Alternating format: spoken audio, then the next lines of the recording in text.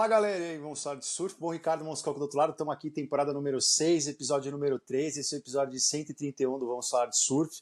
Até já começando aqui esse episódio, começando essa temporada, que agora a gente vai para o circuito mundial mesmo, vai ter o start da primeira divisão no WCT. Pô, queria pedir desculpa, no último episódio eu falei episódio 119, então, pô, a gente aí tem, pelo menos errei por uns 10 aí, mas acontece, é começo de temporada, então a gente está aquecendo as turbinas.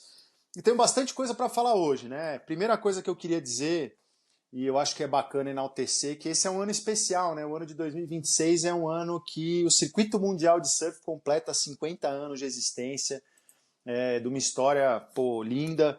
Eu tenho o privilégio, né? E acredito que muitos de vocês também, de ter acompanhado isso aí há mais de 30 anos, no meu caso. E assim, são tantas pessoas que fizeram parte, né? Muita gente que está chegando agora, enfim, que é maravilhoso contar com vocês também. É a WSL, não, cara, tem antes da IPS, a própria IPS, depois a ASP. A gente teve várias transições nesse período de circuito, né? Tivemos ali no final, comecinho dos anos 90, o início da divisão entre WQS e WCT, então a segunda divisão e a primeira divisão do surf mundial. Depois a gente teve uma era assim de ouro do circuito mundial com o início do Dream Tour, que foi um período onde a gente teve a entrada de D-Land, depois veio o Feed, Thea Rupô. Nossa, quando o Thea Rupô apareceu no circuito mundial, todos os campeões mundiais, né? A gente começando ali com o Peter Townend em 76, por exemplo, no caso do feminino em 77 com a Margot Oberg. E acho que são vários personagens, nem dá para nomear todos aí que fazem parte dessa história, então a gente pode falar de alguns, né, que são acho que as pedras fundamentais do surf competição. Pô, a gente tem Randy Herrick, Fred Hemmings, temos o Perdigão, o Alf, o Sidão, Mano Ziu, Júlio Adler, Fábio Gouveia, Tita Tavares, Silvana Lima, Jaqueline Silva, Fábio Silva, Yuri Sodré, Tinguinha Lima, Teco Ineco, Peterson, Renan, Cristiane Espirro, Joca Júnior, Danilo Costa, cara, é muita gente assim para falar. Eu até cheguei a fazer um podcast falando só da história do título mundial, né, da decisão de como isso era formatado desde lá do começo, quando o Felipe Pomar foi o primeiro campeão do mundo, né, esse peruano. E vocês podem encontrar, né, no Spotify do @Vamos Falar de Surf, ou na plataforma de streaming que vocês gostarem, só não tem vídeo, tá? Então tem que ser plataforma de áudio. Mas assim, é maravilhoso ter feito parte disso. Eu particularmente tive a possibilidade de acompanhar o final de uma era. Então eu peguei a transição entre Carroll, Curren, né? Eu me lembro muito bem, o meu irmão tinha molequinho, tinha um álbum de figurinhas que tinha lá o Tom Curren tinha acabado de ser tricampeão mundial. E em 1990, em 91 foi muito legal, porque naquele período mesmo, 88, 89, né, a gente teve o Mundial Amador em 88, que o Fabinho foi campeão do mundo. 89 foi o ano que tanto ele como o Teco Padarates começaram a correr o circuito mundial de uma forma mais efetiva, desculpe, mas claro que a gente já tinha Rico, já tinha Rodolfo Lima, já tinha o Picuruta fazendo estrago no Guston 500, enfim, já tinha vários brasileiros, Renato Febo, uma galera aí, enfim, participando do circuito, o próprio Bocão, né, Antônio Ricardo. O que não falar desses caras também dentro de tudo isso, enfim, é tanta gente para falar, Dadá, então, enfim, mas e aí a gente pegou essa transição e foi muito interessante porque a gente já teve 91, que foi o ano que o Fabinho conseguiu a 5ª colocação no circuito, né, já com vitórias no circuito mundial. A gente teve, por exemplo, o Teco Padarates vencendo a Alternativa Pro, né, ali no Rio, na Barra da Tijuca. A gente teve a vitória do Fabinho em Sunset também. Depois veio 1992, que a gente teve a divisão entre WCT e WQS, que o Teco foi campeão mundial do QS até, e o Kelly Slater, né, foi o começo da era Kelly Slater. E depois a gente teve a vitória do Derek Rowe em 93, mas aí em 94 que eu considero como um grande marco, porque foi quando o Kelly realmente voltou assim com tudo. Eu me lembro exatamente dessa etapa que a gente vai começar agora, né, o WCT 2026, desculpe, que é Bells Beach, que foi o choque, né, do Kelly Slater destruindo, fazendo uma final com o Martin Potter, mas batendo, por exemplo, Gary Elkerton no meio do caminho, que já era um cara que estava terminando a carreira. O próprio Potter também não estava terminando a carreira, mas começou-se a cogitar, né? Já tinha rolado algumas baterias mais polêmicas, já não tinha mais o Gerlach também na disputa. E eu lembro que foi um ano insano, porque a gente teve a vitória do Ricardo Tatuí, tivemos a vitória do Teco, né, em Rossegor. participações assim incríveis e os brasileiros chegando cada vez mais junto, né, dentro da disputa mesmo do título mundial. E eu acho que nesse ano a gente vai voltar muito para isso, daquele lance de top 5, top 10, top 16, sabe? Quem está nos 16 primeiros do ranking, você já pega aquilo, não tinha corte, não tinha nada. E depois começaram a entrar as ondas perfeitas ali já mais em 1995, né, quando a gente teve a entrada de D-Land, que foi um ano incrível também. Então a gente teve todo esse período dos anos 90, que apesar da hegemonia do Kelly Slater, foi sensacional, porque tivemos Machado, tivemos Powell, tivemos Basham, Sunny, né, o próprio Sunny, o retorno do Okilupo, e os brasileiros crescendo. Depois a gente teve a entrada do Neco ali em 97, mas o próprio Peterson vencendo em 98. Antes tivemos o Vitinho, aí chegamos em 99, né, que a gente conseguiu a terceira colocação com o Victor Ribas, e o surf feminino brasileiro também vindo cada vez mais forte com a Tita Tavares e também com a Jaqueline Silva. Mas a gente teve a nossa primeira vitória no circuito mundial em 1999, né, no Marathon Pro, que foi a Andrea Lopes que venceu como convidada, que foi uma coisa assim incrível. E foram passando-se todas essas transições, né, geracionais e essas grandes mudanças e as premiações aumentando, a exposição. A gente também teve, a partir de 1994 no Brasil, pelo menos, mas o início da TV a cabo. Então algumas etapas começaram a passar, porque a gente ficava muito restrito ali. A Globo passava quando queria, mas ao mesmo tempo a gente tinha a coisa mais maravilhosa da época, na minha opinião, que era o Realce, né, que era Antônio Ricardo Bocão e companhia falando sobre tudo isso. Depois a gente teve também o Bruno Bocaiúva nesse processo todo, né, o próprio Marcos ali, com a galera na Sport TV também, que a gente tinha toda aquela faixa esportiva radical, com Diana Bolt, com uma galera ali fazendo isso. A ESPN Brasil também com Vivian Mesquita, com uma galera também grande, o próprio Renan Rocha, depois Edinho Leite, as transmissões ao vivo também que a gente começou a ter, então os eventos. Isso eu estou falando, desculpa que eu estou misturando épocas aqui, períodos, mas a gente começou com as transmissões ao vivo na internet, que eu lembro que, nossa, cara, o advento da internet foi revolucionário para o surf, né? Não só nas previsões das ondas, que a gente era da época do disc surf e da época de captar o vento ali no ar, mas também dessa coisa de poder assistir os campeonatos em tempo real, porque, porra, a gente tinha as revistas de surf, né, a Fluir, a Inside, a Hardcore, antes tinha a Visual Surf, aí tinha Surfer, Surfing, Tracks, enfim, uma porrada de revista legal que a gente não só tinha as etapas principais do WCT, mas a gente tinha o Influir, por exemplo, que era o encarte no meio da Fluir, que a gente acompanhava tudo que acontecia nos eventos regionais, do Brasil, do exterior, campeonatos, às vezes até na Inglaterra tinha informação, né, dentro do Influir, era um puta de um trabalho maravilhoso, assim, e ter crescido nesse processo todo de evolução, ter tido a oportunidade de acompanhar tudo isso, e depois pegar os anos 2000 também, né, que a gente teve aquele início, né, o título do hockey na transição em 99, né, a gente teve também a era Lane Beachley, Lisa Anderson, mas veio depois já uma outra geração, que aí a gente teve o primeiro título sul-americano ou latino-americano, né, de modo geral, que foi a Sofia Molanovic no caso do feminino, né, a gente já tinha tido o Felipe Pomar lá no começo dos primórdios do circuito, nem do circuito, né, mas do Mundial de Surf, e a gente passou para o ano 2000, né, que foi o Sunny, mas aí a gente teve um período que veio, pô, aquela geração dos Cooley Kids, Mick Fanning, Joe Parkinson, né, o Jim Morrison também, mas o próprio Andy Irons, né, que começou ali em 98, saiu fora do circuito e depois voltou com tudo, na época que Kerry deixou aquele vácuo de poder que ninguém conseguiu pegar, então veio o Andy com tudo, depois foi aquela troca de porrada com o próprio Kelly, chegada de Stephanie Gilmore já destruindo no seu primeiro ano praticamente de circuito, já sendo campeão do mundo, depois veio o Carissa Moore, Silvana Lima no meio desse rolo todo, por exemplo em Bells Beach, conseguindo vencer o evento, sendo vice-campeã mundial mais de uma vez, mas a própria Jaque Silva já tinha conseguido esse feito. E os brasileiros, né, cara? A gente conseguindo chegar cada vez mais forte, né, em termos de disputa. Aí veio o Brazilian Storm também, essa nossa ascensão. Então, ter acompanhado tudo isso, né, o Mick Fanning, mas puxando boa parte também, influenciando, né, essa geração brasileira, mas a gente já falei várias vezes aqui, a gente já conversou sobre isso, o próprio Adriano de Souza influenciando o Mick Fanning e uma geração também de surfistas do circuito mundial, até anteriores a ele, a serem atletas, a competirem mesmo com afinco, a levarem o circuito mundial a sério. Quantas promessas também não passaram no circuito nesse tempo todo, quantas mudanças, né, desde número de atletas dentro do circuito, até a quantidade de scores em baterias. Eu me lembro das 3 notas 10 do Shane Basham, em Quirra, num mar totalmente clássico. Pô, me lembro dos eventos em Ilhas Reunião, com o Jojó de Olivença fazendo final com o Sani, Teco, se não me engano, tirando nota 10. Pô, Renan Rocha no primeiro 10 de um brasileiro em pipeline. Bruno Santos foi tendo a primeira vitória brasileira em 2008 no Tahiti, em Terra-Pô, vindo das triagens e quebrando aquele estigma de que brasileiros não surfavam da boa bem.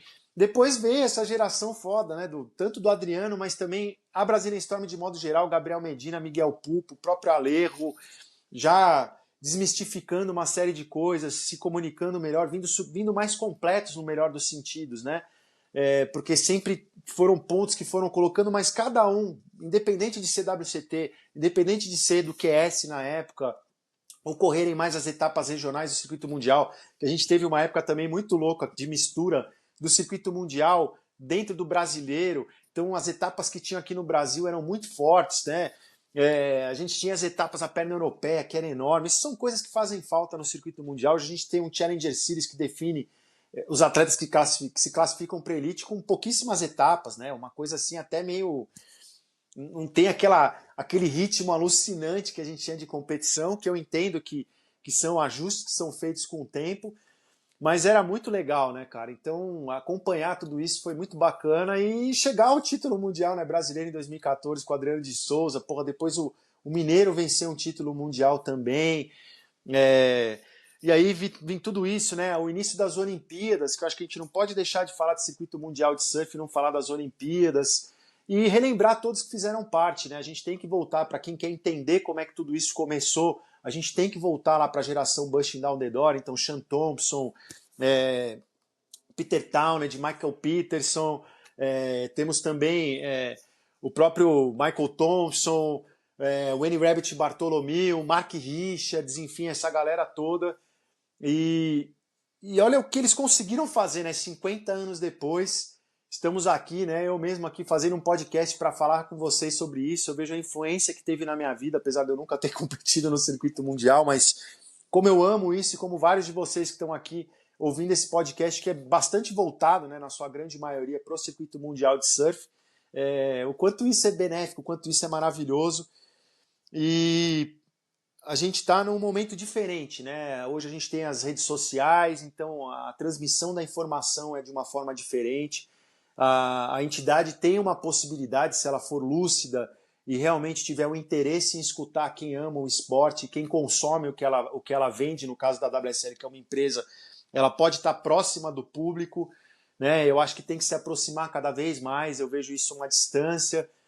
Por exemplo, eu já estou aqui há 6 anos, né, fazendo esse podcast, nunca tive um contato direto com a entidade, para vocês terem uma ideia. Não estou pedindo nenhum privilégio, mas eu acho que é uma coisa que é importante. Diferente, com formadores de opinião e com criadores até de conteúdo dentro do meio do surf, eu já tive contato, até com surfistas profissionais, ex-atletas profissionais e tudo mais, para você ver como é uma coisa que falta aproximar. A gente vai ter uma etapa do circuito mundial agora do Challenger Series em Maresias, além de Saquarema. Pô, tô esperando o convite aí para eu poder pelo menos conhecer ao vivo e poder relatar isso aqui para vocês e realizar um sonho também. Mas independente disso, eu faço isso aqui por amor. E a gente já viveu várias gerações, né? Hoje a gente tem o Ryan Crosby comandando o show todo, o Renato Wickel, que está lá há muito tempo, brasileiro também nisso, né? Eu falei do Mano Ziu, que foi o Brasil com um papel importantíssimo no aspecto do julgamento, no sentido da informática, né? Do sistema de informação, de como isso é feito, da parte de tecnologia da informação, de software e tudo. Então, nosso trabalho é maravilhoso. A gente já teve uma era de Perry Hatchet, né? A gente já teve eras aí diferentes em termos de julgamento, então bem polêmicas, já teve muito preconceito, já teve tudo, e a gente vê questões de julgamento tem defeito no surf até hoje, né? A gente vive ainda o julgamento humano dentro de tudo isso, mas eu espero que a gente consiga continuar evoluindo, sabe?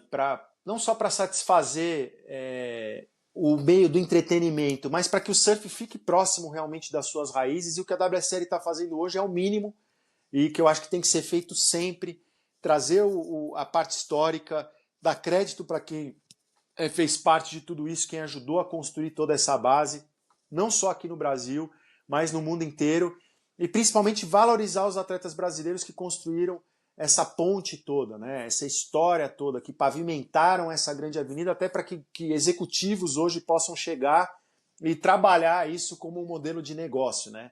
Isso foi feito ali na unha e todo mundo que fez parte disso tem aí os parabéns, assim, sou muito grato. Eu sou aqui fruto de tudo que vocês fizeram nesse tempo todo, quem veio lá do começo. Então, cada um de vocês sabem quem vocês são parte muito importante na vida de todo mundo e nunca se sintam menos, porque o valor que eu e muitos dos ouvintes que estão aqui, dos espectadores, vamos falar de surf, a gente tem uma admiração e valoriza demais vocês, assim. Então, posso não ter citado o nome de todos vocês, mas é isso. Estamos aqui, estamos juntos. E para quem quiser ouvir esse podcast que eu falo sobre a disputa de título mundial, procura lá no Vamos Falar de Surf no Spotify ou na plataforma de áudio que vocês tiverem acesso, que vocês vão encontrar. Depois eu vou ver se eu coloco o link num post específico lá no Vamos Falar de Surf no Stories, e depois jogo ali nos destaques, tá?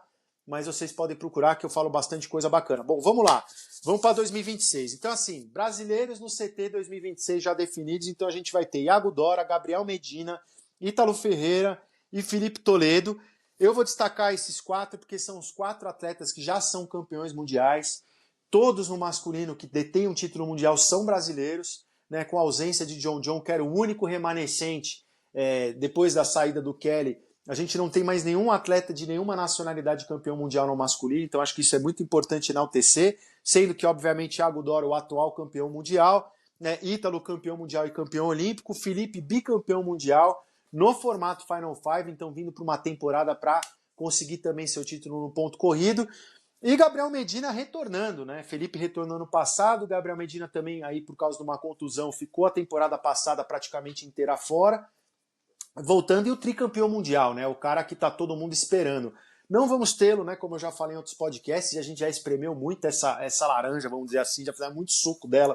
Não vai ter John John, mas John John cagão tá viajando por aí, tô brincando. Mas olha, não duvido que o John John venha parar aqui em águas brasileiras, porque ele estava cruzando o canal do Panamá, e tendo em vista que ele tá vindo do Havaí, eu não duvido que ele venha explorar as ondas brasileiras, que daqui a pouco a gente o veja ali em Noronha, depois a gente veja ele ali nos riff breaks da Bahia, de alguns lugares ali, enfim, Espírito Santo. Fiquem de olho aí, galera, que é capaz que John John apareça na tua praia, hein? Então fiquem de olho nisso aí. Mas enfim, continuando, a gente também tem Miguel Pupo, João Chumbinho, Alejo Muniz, né, que já anunciou a sua despedida do circuito mundial, né, como competidor, na verdade, de surf profissional.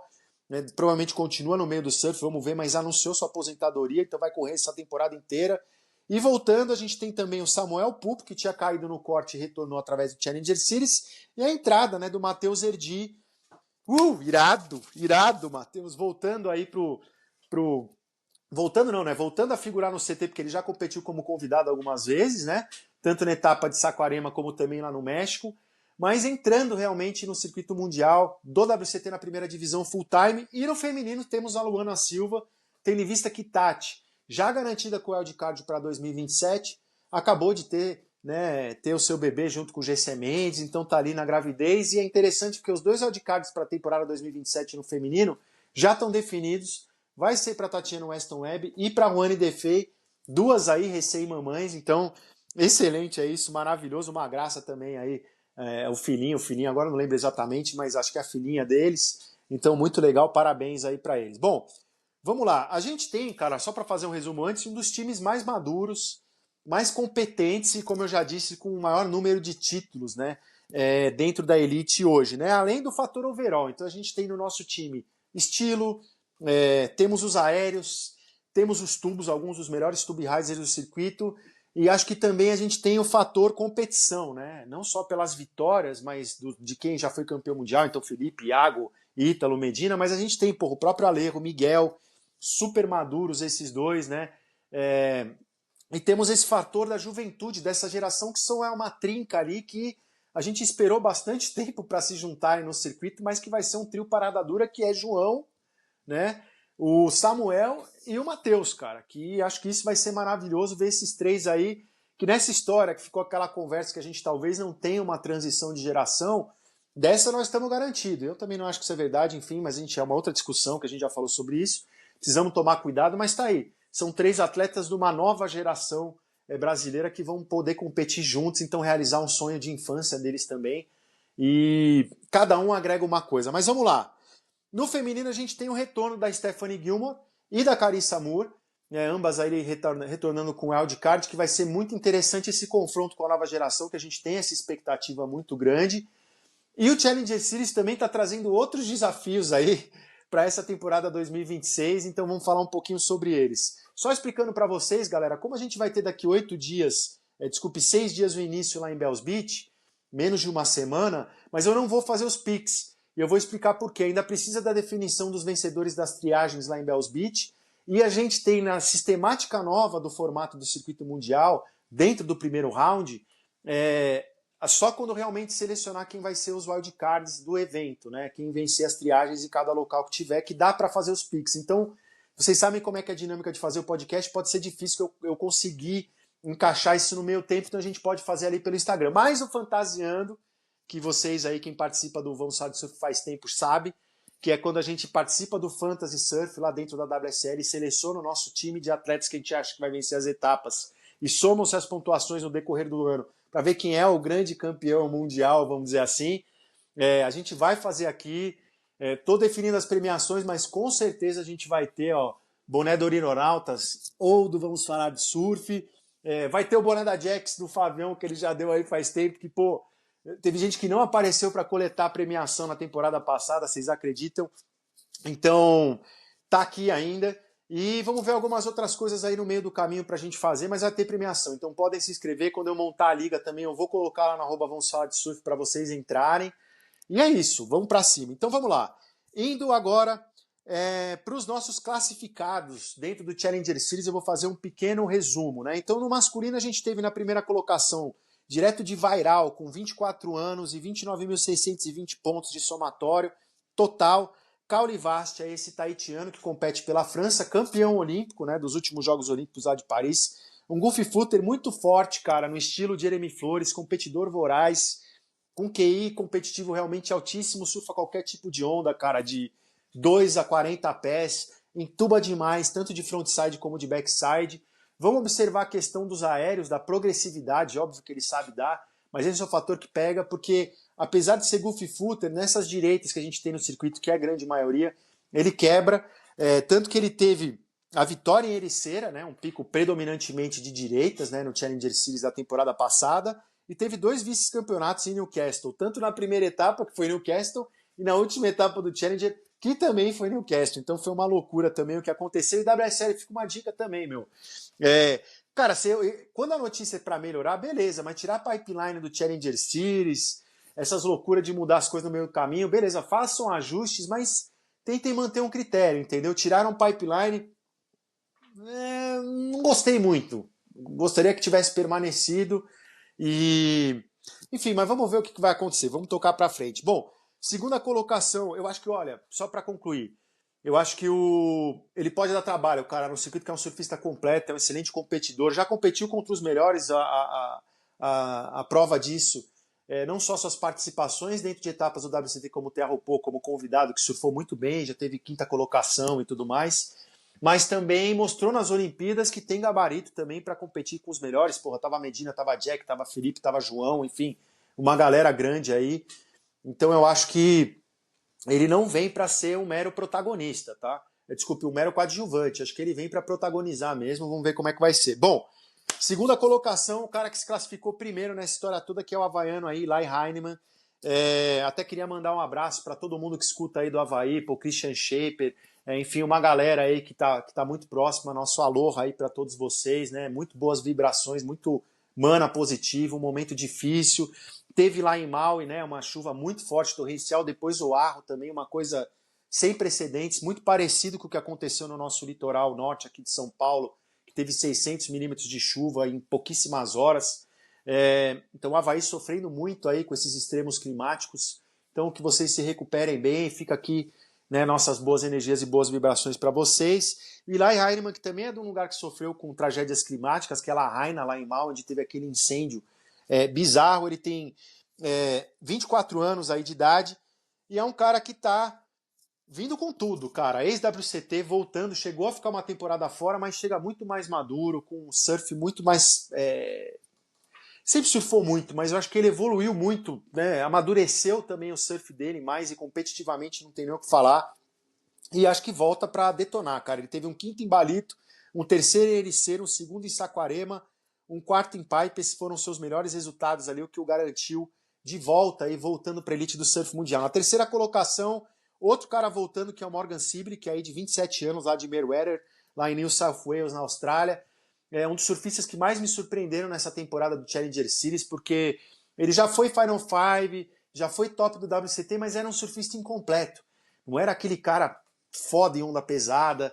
Pipeline não era um fator que, né, com o final do circuito agora em Pipeline, a gente poderia olhar e falar, não, mas vai chegar em Pipeline e ele vai peidar. Cara, o que ele fez em Pipeline nessa temporada agora foi sem precedentes, e ele vem no estilo assim Nathan Head, né, australiano, bem Tom Carroll, bem foda, esse cara competidor mesmo, raiz, voraz, e ele sempre foi um excelente competidor, mas agora tá um surfista completo, então acho que ele volta com muita força para o circuito mais maduro, né, então, cara, eu acho que ele vem com tudo para essa temporada, vamos ver como é que ele vai se comportar, já vamos começar em Bells, né, temos uma perna australiana aí pela frente, então eu acho que é um cara que pode ter resultados excelentes aí no circuito, então volta com tudo, tá?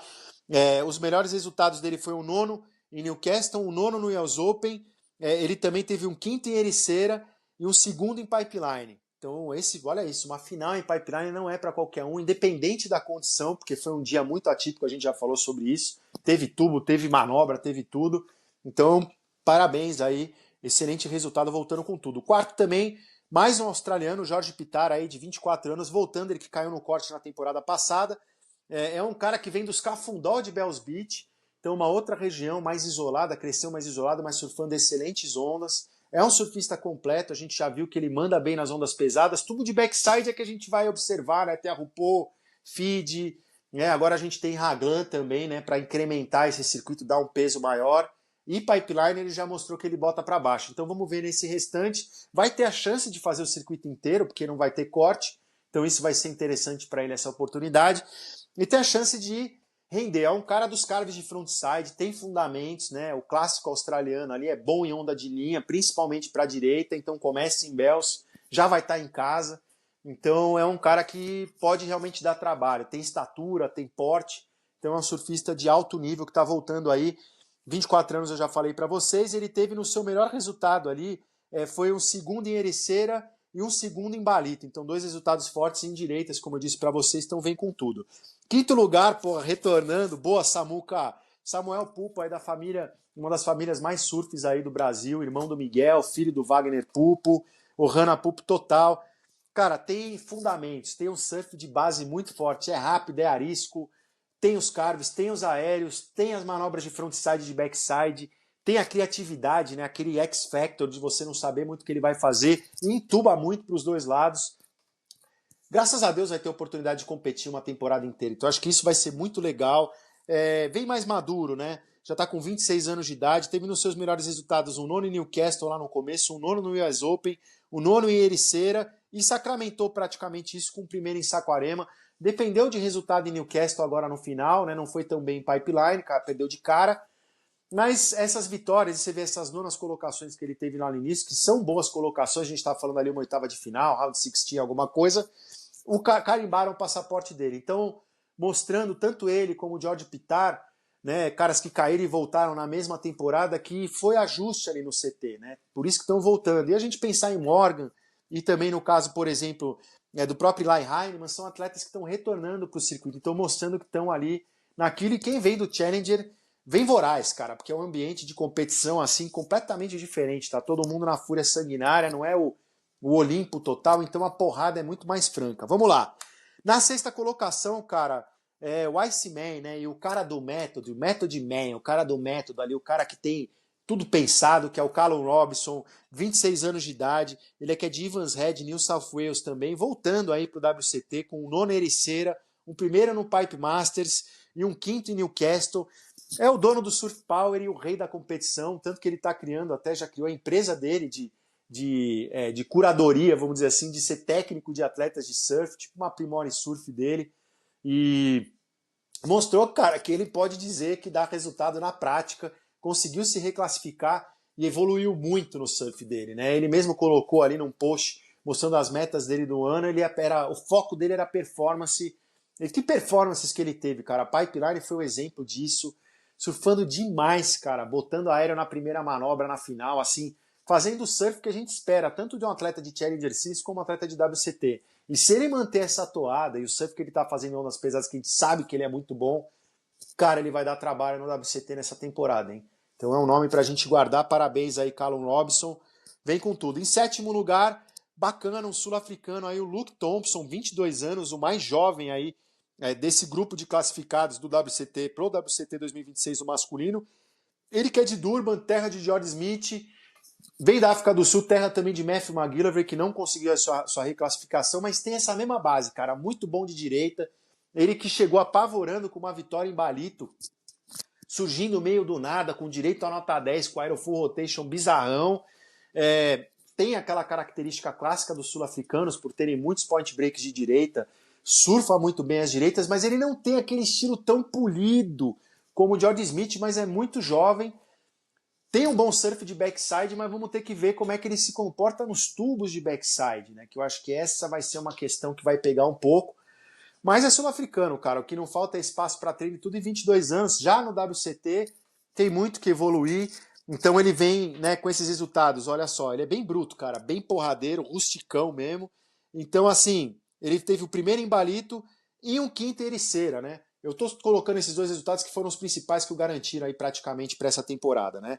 Nós temos na oitava colocação Oscar Berry, outro australiano, regular footer de 24 anos lá da Gold Coast. É um surfista overall, mais de uma galera underground ali, dos Mad Ruiz ali, que surfa muito, cara. Não é um aerialista tão excepcional assim, mas surfa bem de backside, de frontside, entuba bem pros dois lados, bota para baixo, mais carismático assim, vem forte, hein?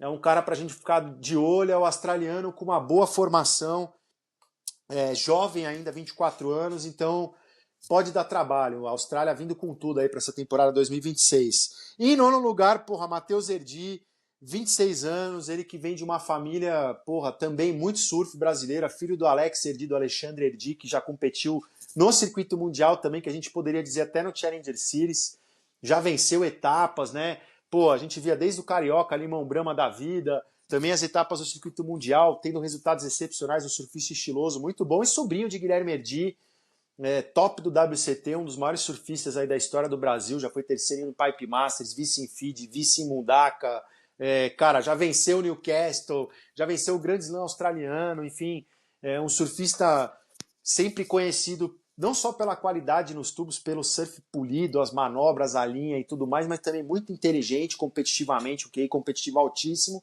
e uma pessoa inteligente também muito carismática, né? Então, sensacional ver o Matheus fazendo isso, depois de bater tanto tempo na porta, né?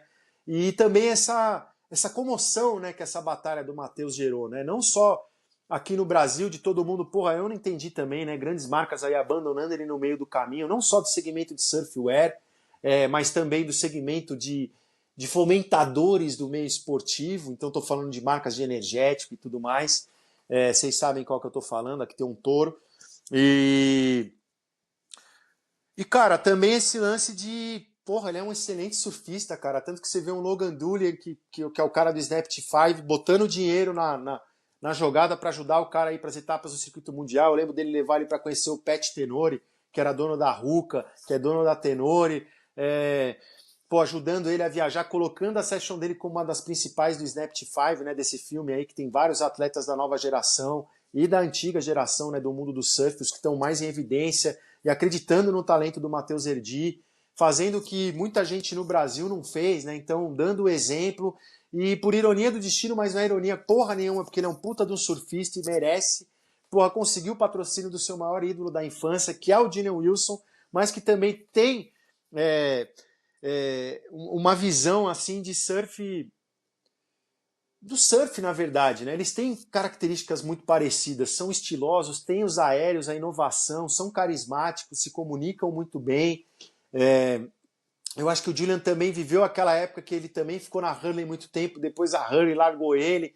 Não sei se ele se identificou também com isso, com essa batalha, né? Com essa luta do Matheus.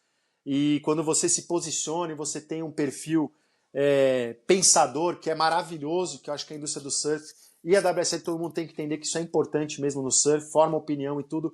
ele foi deixado meio de lado, então ele trouxe isso do Matheus, deu essa oportunidade, junto com o Ryan Callinan, que também é outro top do WCT, que é seu sócio.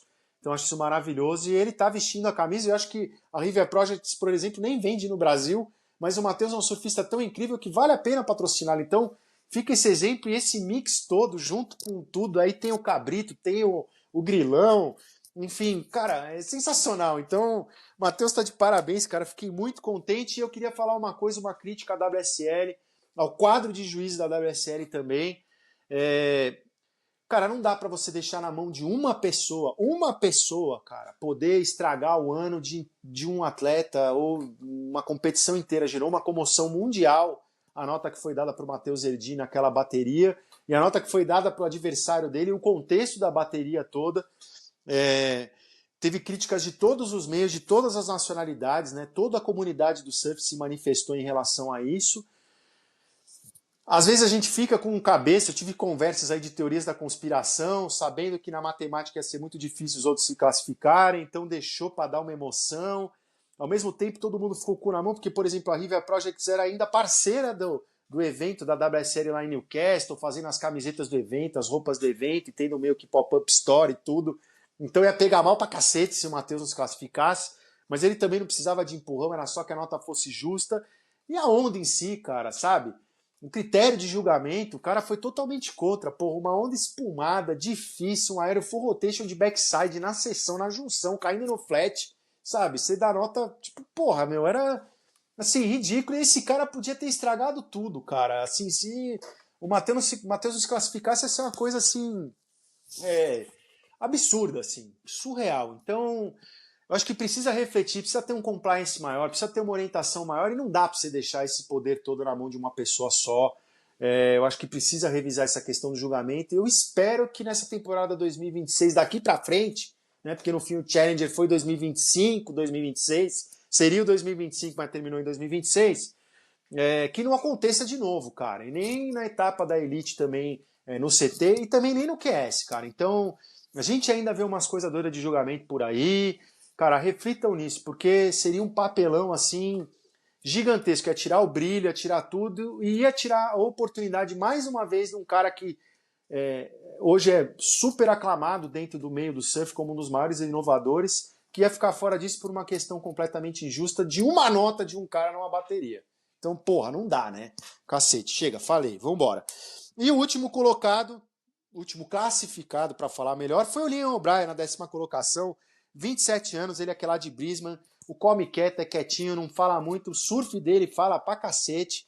Então, voltando também pro CT, né, saiu no corte, ele que teve o quinto em Balito, o quinto em Pipe, então surfa demais. Os wildcards dessa temporada, ele é um cara foda, não tem nem o que falar. O Matheus, cara, a única, começa nas direitas, então tem tudo pra quebrar.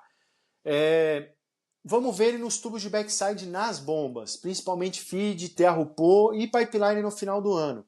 O resto, cara, e acho que ele ainda pode surpreender muita gente, porque vai sem pressão, cara, vai ter uma temporada inteira para competir, surf ele tem, então acho que vai ser maravilhoso, vai estar com o João, vai estar com o Samuel e com toda a galera do Brasil, então acho que é uma chance que a gente tem de ter um dos anos mais incríveis, velho, da história do surf brasileiro, se você quer saber. Para coroar esses 50 anos de circuito mundial, nós destruindo tudo. Mas vamos lá, wildcards do circuito esse ano. Então eu já falei do Medina, né, voltando aí às competições, e do Hansi Bukian, Bukian que achei merecidíssimo, porque praticamente não teve chance de competir no circuito. Sinto falta só do Carlos Munhoz lá de trás, fazendo um adendo aqui, que eu achei legal que ele tivesse alguma chance se voltasse pro CT, mas enfim, Hansi voltando legal pra caramba, praticamente brasileiro, marroquino mais brasileiro que existe. E vamos nessa pro feminino, cara. O feminino já foi aquele caos, né? Revolucionário total. Tivemos a Tia Zembroski aí na primeira colocação, 14 anos de idade, a surfista mais jovem da história do surf a se classificar para o circuito mundial. Ela que é taitiana, mas compete ali pela França, né? No surf a gente tem essa diferença, 34.715 pontos essa vitória. Para você ter uma ideia, eu falei lá atrás para vocês, o Caolivati, que foi o primeiro no masculino, fez 29.620. Olha a diferença, cara, mas não foi só ela não. O feminino, elas destruíram tudo, cara. É claro que são menos atletas, distribui a pontuação de uma forma maior. Mas, cara, eu vou falar pra vocês, só pra vocês terem uma ideia dos resultados da Tia. Essa regular footer, ó. Ela foi terceira em Newcastle lá no começo, quinta em Balito, segunda no US Open, venceu a Ericeira, quinta em Saquarema, quinta em Pipe, terceira em Newcastle, cara. Só. Detonou, cara, o ano inteiro. Surfou muito em Pipe, surfou muito em tudo. Cara, eu tô... Nem sei o que falar, cara. Quando a Erin Brooks entrou, a gente já falava de enormes expectativas quando a Kate veio, a própria Luana, a Molly. E agora, cara? Betty Lou, e ainda vem ela. Porra, a gente... Então, assim, nem tem o que falar, cara. Ser feminino é o mais louco de assistir hoje em dia, eu sempre falo pra vocês aqui. E que temporada que a gente pode esperar pela frente. Segunda colocada, pô, aí vem as europeias, cara. A portuguesa e Holanda Hopkins, que sensacional. A primeira a se classificar pro CT. E fazendo um adendo, a Teresa Bonvalor, que já ficou por uma vaga de se classificar, passou por uma cirurgia novamente, né, no pé. Ela chegou a pisar no ouriço em El Salvador, competindo no ISA Games. E essa lesão, cara, se estendeu por bastante tempo, por mais de ano, cara. Estamos falando aí no período da Olimpíada. E ela chegou a ficar paralisada, cara, a perna de dor, não conseguia mexer. E agora fez uma cirurgia longa de umas 4 horas, então acho que vai se curar 100%. Torcendo para que ela volte. Não foi a primeira a se classificar, mas assim, merece. Mas, cara, sensacional a Holanda Hopkins, essa regular footer, né, de Vila Moura, lá em Portugal, 28 anos de idade.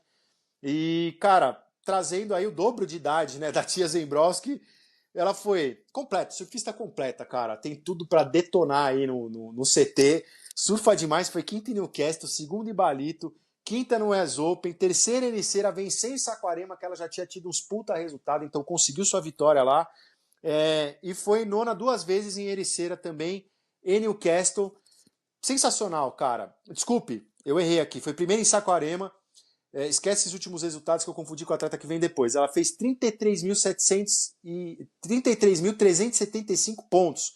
Vamos lembrar, a Cauli Vatti fez 29.620. Então, assim, muito ponto a mais, cara. Sensacional. Na terceira colocação, aos 36 anos de idade, Sally Fitzgibbons, aí, australiana, voltando pro WCT, caiu no corte, voltou. Cara, quantas vezes ela já fez essa maratona? Mas é uma das maiores competidoras da história desses 50 anos de circuito mundial, assim, disparado tanto no masculino como no feminino, porque, cara, é uma lutadora, assim, impressionante o nível que ela consegue chegar para competindo com atletas com mais da metade, né, que ela tem praticamente o triplo de idade e detonando com quase 40 anos, mostrando longevidade, mostrando gás, atitude, como ela se renova e tomara, cara, com um ano inteiro de competição, eu acho que ela vai dar muito trabalho. Não demonstra sinais de aposentadoria. Enfim, vem com tudo a sério. Olha, teve ela naquela de Sydney, seus melhores resultados foi o segundo em Newcastle, terceiro em Balito, terceiro em Saquá, e aí sim duas nonas colocações, desculpe, uma em Ericeira e outra na etapa final em Newcastle. Olha os resultados da série, cara. Dando aula, assim, total, incrível. Quarta colocada, voltando também para o CT, Alice Spencer, dos Estados Unidos, Goofy Footer, lá de Encenitas, 23 anos de idade. Pô, foi nono em Balito, quinta em Ericeira, quinta em Pipe, precisava de um resultado foda na última etapa em Newcastle e fez, cara. Fez a lição de casa, venceu o evento. Então, voltando com tudo, cara, eu fiquei muito impressionado com a evolução dela, principalmente no Havaí, né? A gente vê até esse quinto em Pipeline. Vai dar trabalho, hein, meu? Surfa muito, vai dar trabalho, Alice Spencer. Na quinta colocação, outra portuguesa aí, Portugal Storm vindo com tudo. Francisca Vesselco, pô, lá de Carcavelos, 23 anos de idade, outra surfista completa. Tanto ela como a Yolanda, grandes expectativas mesmo. Olha o resultado dela, ela foi primeira em Newcastle lá no começo, quinta em Balito e sétima em Pipeline. Começou o ano chutando a porta e é isso, cara, veio para detonar. Na sexta colocação, Nadia Ostarbi, cara, do País Basco, ela discípula ali de Aritz Aramburu, 26 anos de idade, uma Goofy Footer, cara, surfa demais, é lá de Zarautz, em Euskadi ali, no País Basco, lugar que a gente já teve Brasil nesse 50 anos de história de circuito mundial, já teve vitórias incríveis, Fábio Gouveia, acho que Teco já venceu, Guilherme eu não me lembro, não sei se Pets, enfim, cara, tanta coisa que a gente já realizou ali, já demos baile em todo mundo, uma etapa que trouxe muita alegria aí pro Brasil, uma pena não ter mais etapa lá, né, no circuito mundial, fica a dica aí, enfim, teve nos seus melhores resultados ali um primeiro em Balito, um quinto no US Open e um nono em Pipeline, cara, ela é uma atleta muito perigosa, entuba bem, manda bem nas ondas grandes, tem um backside excepcional, então assim, pode dar muito trabalho realmente, vem com tudo. E na última colocação, a israelense, a Nath Lelió, né, de 26 anos, outra Gulf Footer, né, teve um nono em Balito, um terceiro em Ericeira, quarto em Pipe, nona em Newcastle, é uma surfista completa também, vem com tudo, estreando aí, juntamente com Portugal e com o País Basco, então 3 países, né, trazendo atletas aí para o circuito mundial e entrando nessa disputa dentro do surf nesse ano, que a gente completa 50 anos, então sensacional.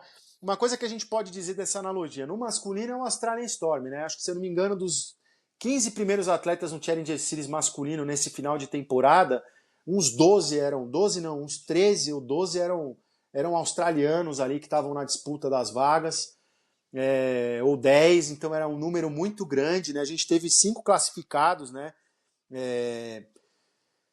É um sinal, cara, os caras estão vindo com tudo, sentiram o golpe, claro, da Brazilian Storm, mas estão fazendo a lição de casa, então a gente precisa sim correr atrás aqui no Brasil, porque a concorrência não está brincadeira, eles estão investindo em infraestrutura, estão investindo, todo mundo bem patrocinado, você não vê um atleta deles que se classificou esse ano sem patrocínio de bico, então fica a dica aí para as empresas brasileiras. Eu queria também aproveitar para fazer mais uma crítica às grandes indústrias de surfwear e às grandes indústrias que não são da surfwear, que estão apoiando o surf brasileiro, bebendo do leitinho ali, aproveitando o embalo, cara, esse hype, vão patrocinar não só o circuito, mas apoiar os atletas aí que estão no Challenger Series. Viu que essa galera se classificou, segue o critério de vocês, mas põe uma grana ali, homens e mulheres, para esse pessoal poder competir com tranquilidade, cara.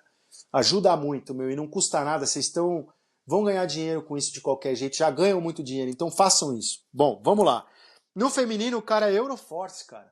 Né, a gente falava disso, era SMF, surfista marchando pra frente, grande Taiyu aí, Surfers Moving Forward, Surfers Moving Forward, e tinha a Euroforce também. Então vamos dizer assim que a Euroforce voltou, né? Então tem 4 classificadas aí, 2 vezes em Portugal. Temos também aí a Nadia Erostarbe aí também entrando na jogada, e a Tia Zembroski, por mais que tenha o Tahiti, tem a França ali, então tá nesse meio de caminho, vindo com tudo, e o próprio Kaulivash entrando também, apesar de ser taitiano, também representando a França, então vindo com tudo é da onde vão vir grandes talentos aí nos próximos anos, cabe a gente observar. Vamos tocar o barco aí, porque tem muita coisa pela frente. Bom, os picks eu já expliquei para vocês como é que fica, vamos falar de Bells, né? Bells, cara, a gente vai ter essa questão de Gulf contra regular, né? Uma direita, então os regulares têm uma vantagem sim nesse pico, foram os maiores números de vitória na história, né? A gente teve a vitória do Ítalo Ferreira sobre o Mick Fanning, que foi uma coisa que valeu muito, foi lá em 2018, que ele aposentou o Mick Fanning, vamos dizer assim, mas surfou demais.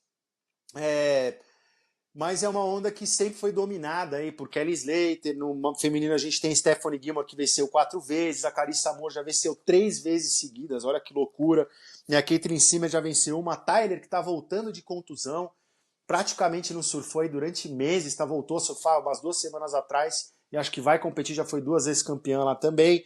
A gente teve a vitória da Silvana Lima, que eu falei para vocês lá em 2009, né? Tivemos a vitória do Mineirinho também em cima do Net Young, se eu não me engano foi 2011, por aí, e a Luana Silva foi vice-campeã no ano passado, então vamos torcer para que a Luana consiga repetir o feito, fazendo a final e vencendo esse ano, tem grande chance, está surfando muito nas direitas e vem com tudo nessa temporada. Da nossa galera, cara, o Iago no ano passado foi 9º colocado, né? O Ítalo foi 17º, mas já teve sua vitória ali. O Filipinho foi 9º, mas não vamos esquecer que o Felipe já foi campeão em 2022, destruindo tudo, e foi vice também em 2019, que ele perdeu para o John John no Mar Enorme, sem contar que o Felipe, né, que o Felipe revolucionou a forma de surfar Bells Beach, assim como fez J-Bay. Me lembro lá quando ele começou no circuito mundial da Elite, tirando 10 em Wikipop, Rincon, tudo, quebrando todas essas variáveis de onda que a gente tem lá. A gente teve o Medina, que foi 33º, já teve seus melhores resultados ali, 5ª colocação, já chegou para frente, mas nunca venceu lá, uma única etapa praticamente que o Medina nunca venceu. O Miguel já foi 17º na temporada passada, mas já teve resultados excepcionais ali. O João, cara, tá sem John John Florence esse ano, né? Porque John John foi quem barrou o João numa das melhores baterias que a gente já viu lá em Bells Beach, surfando demais. Então, sem John John na frente, João, tá com o caminho aberto aí para ir longe nesse evento, então fica essa grande expectativa. O Alejo já teve resultados incríveis, é uma onda que encaixa no surf dele, que precisa ser um surf de linha de fundamento, as rasgadas, os carves, a conexão, a velocidade do equipamento vai contar muito. É uma onda temperamental, então tem que saber se encaixar. O Adriano de Souza mesmo para surfar lá o Mineirinho, passou temporadas ali em Bells Beach, chegando semanas antes do evento e treinando pra caramba ali para se acostumar com o pico, saber se posicionar, ler, porque ela tem sessões mais gordas, mas a gente já viu tubos incríveis lá, por exemplo, Kelly Slater surfando. Pode se encaixar sim o surf progressivo, a gente já viu o Kelly fazendo isso naquela vitória incrível sobre o Mick Ferry dando areiup, o próprio Felipe Toledo que eu falei para vocês, a Oni Monteiro que já venceu o Expression Session lá, surfando incrivelmente bem, mais o Power Surf, falando do próprio Raoni Monteiro, que quebrou o Joe Parkinson numa bateria que o Parkinson fez até um 10, surfando de uma forma incrível. Ele é o que conta ali na maior parte do tempo, e se tiver grandão, a atitude também soma muito, né? Então tem essas grandes diferenças. O Samuel Pup, que teve um resultado excepcional, foi o melhor brasileiro na temporada passada na 5ª colocação, vem com tudo. O Erdi, cara, vai chegar num território novo, mas vamos lembrar que quando ele participou do CT lá no México, né, em La Jolla, naquela direita aí, excepcional, né, ele foi 3º colocado, então pode se encaixar muito bem, tá com o Julian Wilson no seu corner, tem Ryan Callinan também que vai estar na disputa ali, mas faz parte do mesmo time, então tá com os australianos ali, então acho que isso vai ajudar muito ele, e o brasileiro também ajudando um ao outro, tem o Grilão também muito experiente no seu corner, então acho que vem grandes resultados aí. Beleza? De adversários, o que a gente pode esperar? Pô, Griffin Colapinto, que venceu em 2024, Jack Robinson, que venceu no ano passado, George Smith, que venceu em 2017 numa final contra o Kai Berry, no mar também excepcionalmente bom, por pouco o Caio não vence. O Ethan Ewing também, que venceu em 2023, que a Ellen Lambert, a mãe dele, já tinha vencido lá atrás. Então é um cara muito perigoso, vamos ver como é que ele vem para essa temporada, né? No caso do feminino temos Molly e Kate, né? Kate que já venceu uma vez, Molly buscando também sua vitória. E vamos ver como é que vai ser de backside a Erin Brooks. Enfim, temos grandes atletas, a Steph, a própria Carissa que eu já falei para vocês voltando. Então, grandes expectativas, né? Eu só queria falar para vocês, antes da gente encerrar aqui, rapidinho das mudanças no circuito mundial agora para 2026. Então, primeira coisa que vocês já estão sabendo, não temos Final Five. Então, é circuito de ponto corrido, decide na última etapa em Pipeline, que ao invés de ter 10 mil pontos de premiação, de pontuação para o primeiro colocado, vão ser 15 mil. Então vai ter um bônus ali para quem vencer esse evento, que quem vencer tem grandes chances ou de subir muito no ranking, ou de ser campeão mundial também, né, no caso, né? A gente pulou de 10 para 12 etapas, então temos 2 etapas a mais. Na temporada passada eram 10 etapas e o Final Five, esse ano são 12 etapas direto. Então circuito de novo, de ponto corrido, mas nós temos uma diferença. Então nós temos a temporada regular, que é da primeira à 9ª etapa, né, sem corte, então todo mundo competindo, essas 9 primeiras etapas direto, que é Bells Beach, Margaret River, Snapper Rocks, Raglan, Punta Roca lá em El Salvador, Saquarema, Teahupó e Trestos. Essa é a temporada regular. Aí os 24 são 36 homens e 24 mulheres, né? O somatório total sendo 2 wildcards por etapa. No caso do masculino, que é o wildcard escolhido pelo patrocinador do evento, e o vencedor da triagem. E no caso do feminino, nós temos uma wildcard por etapa, que é selecionada também via triagem ou às vezes via patrocinador de evento. Beleza? Nesse caso, depois dessa 9ª etapa, aí sim a gente tem um cortezinho que é uma redução no número de atletas.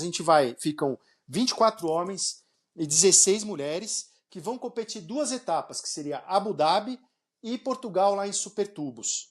Beleza? Então a gente fica aí com esses melhores atletas. Nessa primeira parte, que é essa temporada regular, somam-se os 7 melhores resultados dessas primeiras etapas, ok? Ficou claro para vocês aí? Então você vai somar esses melhores resultados para a gente ter definido quem que vai ficar nessa metadinha aí dessa parte do circuito, certo? Aí depois você tem dessas 2 etapas em Pipeline, que é a batalha final, a 12ª etapa, volta todo mundo, e aí sim você tem a disputa do título mundial, todo mundo ali na treta. Outra diferença que a gente tem, nesse caso aí, pro título mundial, que são os 9 melhores resultados da temporada inteira. Então, das 12 etapas, somam-se os 9 melhores resultados para decidir quem são os campeões mundiais do masculino e feminino, que vão ser definidos lá em Pipeline entre o dia 8 e o dia 20 de dezembro, lá no finalzão do ano. Outra mudança assim, muito efetiva é não ter a repescagem. Então essa é uma diferença muito grande que a gente tem. Perdeu, tá fora. E o seeding, né, a partir dessa primeira etapa vocês já vão ver essa diferença, ele é completamente diferente, mesmo o hit draw, a divisão das baterias, porque como é que ele vai funcionar? Por exemplo, o Matheus Herdy e o Leon O'Brien vão se enfrentar na primeira bateria do masculino, do round 1, que são 4 baterias com 2 atletas, tudo direto homem a homem, lá no começo, porque eles são os atletas de seeding mais baixo, então o último enfrenta o penúltimo e assim sucessivamente. A gente só vai ter a entrada do wildcard, que vai entrar agora, que vai ser o wildcard, que vai ser o vencedor da triagem, que vai entrar na primeira fase também, pegando o Callum Robinson na bateria de número 4. Então a gente já tem, de baterias definidas no primeiro round do masculino, Matheus Herdy contra Leon O'Brien, na segunda bateria Oscar Berry contra Danny Henry, na terceira bateria Luke Thompson contra o Hansi Buchjörn, depois a gente tem na quarta bateria o Callum Robinson contra o vencedor aí da triagem, que vai ser o seed em 36. Beleza? Depois a gente passa essa fase, aí a gente começa o round 2, aí a gente vai ter já os top seeds, então as baterias entre os atletas de seed mais alto. Então, por exemplo, o Miguel Pupo vai pegar o Joe Vogan, o Baron Mameia pega o Seth Muniz, o George Smith vai pegar o vencedor da bateria de número 3 do round 1, o Ethan Ewing pega o George Pitar, o Jake Marshall pega o João Chumbinho, o Griffin Colapinto pega o vencedor da segunda bateria lá da triagem, lembrando que quem perdeu a bateria lá na frente, então, por exemplo, Leon O'Brien e Matheus Herdy. Leon O'Brien e o Matheus perderam, quem perder tá fora do evento já, beleza? Aí a gente tem o Corey Hauschman contra o Alejo Muniz, na bateria de número 8 temos o Kano Igarashi contra o Morgan Ciblic, e do outro lado a gente já tem, tá vendo? O Morgan Ciblic ali nesse caso é um atleta de seeding mais alto dentro do Challenger Series, então ele já tá aí no round 2. Aí a gente tem o Iago Dori esperando o vencedor da bateria número 1, do round de abertura, que vai ser a do Matheus Herdy contra o Leon O'Brien. Depois a gente tem na bateria de número 2 o Griffin Colapinto contra o Marco Mignot. Na bateria de número 11 a gente tem o Leonardo Fioravante contra o Kauri Vast. Na bateria de número 12 o Felipe Toledo contra o Eli Heinemann. E na bateria de número 13 o Ítalo Ferreira pegando o vencedor da quarta bateria do round 1. Medina já vai pegar na 14ª bateria o Alan Cleland. Na bateria de número 15 o Conor O'Leary pega o Rio Waida. E na bateria de número 16 o Jack Robinson pega o Samuel Pupo aí, já direto nessa bateria. E aí, depois disso daí, galera, a gente já tem normal, round 3, depois as quartas de final, semifinais e finais, sempre com 2 atletas. No caso do feminino, a gente já começa direto, né, na bateria de número 1, a gente só tem de entrada a convidada do evento, é só ela que vai participar ali a mais. O resto são as atletas do Challenger, já com as atletas ali de mais baixa pontuação do circuito que entram nesse round. Então a gente vai ter Yolanda Hopkins contra a Sally Fitzgibbons, Tia Zembroski contra Alice Spencer, Brisa Hennessy contra a Francisca Vesselco, Bella Kenworth contra a Nadia Rostarbi, Vahine Ferro contra a Nath Lelió, Sol Lindblad contra a Carissa Moore, Luana Silva contra Stephanie Gilmore, caceta que bateria, e Lake Peterson contra aí essa convidada do evento. E depois a gente já vai para o round que a gente vai pegar as atletas que estão acima. Então na bateria 1 do round 2 a gente tem a Caroline Marks esperando a vencedora da bateria de número 2. Temos a Bethelu Sakura Johnson esperando a vencedora da bateria de número 5. A Gabriela Abray esperando a vencedora da bateria de número 3. A Tyler Wright esperando a vencedora da bateria número 7. Temos também ali a Molly Pico esperando na bateria de número 5 a vencedora da bateria número 1, ali do round 1. A bateria número 6 temos a Erin Brooks esperando a vencedora da bateria de número 8 do round 1. Na bateria de número 7 a Caitlin Simmons esperando a vencedora da bateria de número 4. E na bateria de número 8 a Isabelle Nichols esperando a vencedora da bateria de número 6. Caraca, falei, hein? Não é brincadeira não, hein, galera? Olha, fazer isso aqui ao vivão e pra dizer pra vocês a verdade, eu já tinha gravado um, vocês acreditam no caderninho aqui, eu já tinha gravado um e tô gravando de novo porque sei lá porque não saiu a imagem. E aqui é sem edição, sem nada, então é na porrada mesmo. Bom, grandes expectativas aí pro circuito, as melhores o possível. Espero que vocês tenham gostado. Pô, segue @MãosForteSurf, tem no Instagram, tem no TikTok, tem a página do YouTube, pô, do YouTube, pô. Tem altos vídeos, tem filme de surf, tem entrevista, tem filme de atleta, tem coisa antiga, tem filmes hollywoodianos de surf, tem shows de bandas ligadas ao surf que eu vou começar a colocar lá pra vocês. Compartilha com a galera também, se inscreve no canal, pô, curte os vídeos, ajuda muito para quem gosta de ver o vídeo em si, eu falando aqui, ver a minha cara. Para quem não gosta, pô, tem Spotify, tem Apple Podcast, Google Podcast, qualquer plataforma aí de áudio, vocês encontram. pô, compartilhem também, tem a página do Rinonautas, porque eu faço meus bonés, cara, esses desenhos sou eu que faço, que eu crio as minhas peças, esse aqui que é o logo do Vamos Falar de Surf também foi eu que criei, também tem boné, tem tudo, pô, sigam lá pra dar uma força. E é isso, cara, grandes expectativas, eu espero estar mais próximo do circuito mundial, já que a gente tem esses 50 anos, aqui no Brasil também, pô, vai ter etapa em Maresias, pô, me convidem aí da WSL pra conhecer pelo menos ali o backstage, já seria muito legal, independente disso, quero ver se eu vou estar lá também, me programar. De qualquer forma, cara, eu amo surf, amo surf competição também, eu sei que vocês também, é um prazer fazer isso aqui, já falei várias vezes, então, para quem tá chegando agora, bem-vindos, para quem tá aqui, tá só começando mais uma temporada diferente, com final em pipeline, com brasileiro novo, com o Matheus no circuito, com o Medina voltando de Channel Island, vamos ver como é que vai ser, se vai ficar com ela, se não vai ficar, enfim, todo esse jogo aí rolando, os outros brasileiros, quero ver o couro comer também, Luana indo com tudo, tem Tia Zembros, tem uma porrada de coisa, então... Tem Raglan, que vai ser animal ver a galera na esquerda, Iago defendendo o título. Cara, vai ser sensacional, então espero que vocês tenham gostado. Pô, não esquece de dar 5 estrelas também, tamo junto, beleza? Então a gente se vê no próximo. É nóis, aloha, até mais!